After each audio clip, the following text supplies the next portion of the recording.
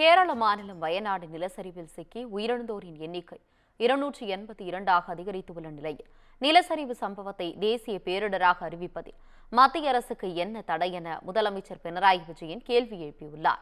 கடந்த 30ஆம் தேதி முண்டக்கை, சூரல்மலை ஆகிய பகுதிகளில் நிலச்சரிவு ஏற்பட்ட நிலையில் வீடுகள், மரங்கள் என அனைத்தும் அடித்து செல்லப்பட்டதோடு ஒரு மலையே இருந்த சுவடு தெரியாமல் காலியானது.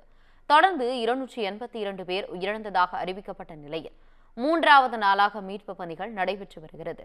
இதையடுத்து வயநாட்டில் ஹெலிகாப்டரில் சென்று முதலமைச்சர் பினராயி விஜயன் ஆய்வு மேற்கொண்டார்.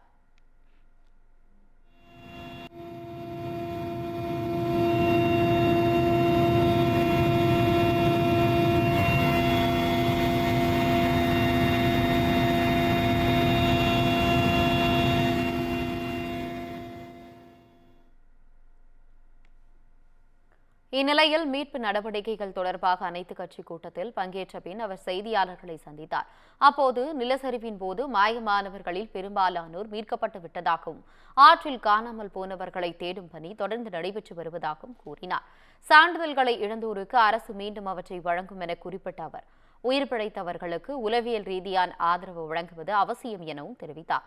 4 அமைச்சர்கள் கொண்ட குழு மீட்பு பணிகளை ஒருங்கிணைக்கும் எனவும் ராணுவம் அமைத்து வரும் பெய்லி பாலத்தின் கட்டுமான பணிகள் நிறைவடைந்து விட்டதாகவும் அவர் கூறினார். நிலச்சரிவு சம்பவத்தை தேசிய பேரிடராக அறிவிக்க வேண்டும் என வலியுறுத்திய பினராயி இதில் மத்திய அரசுக்கு என்ன தடை என தெரியவில்லை எனவும் குறிப்பிட்டுள்ளார்.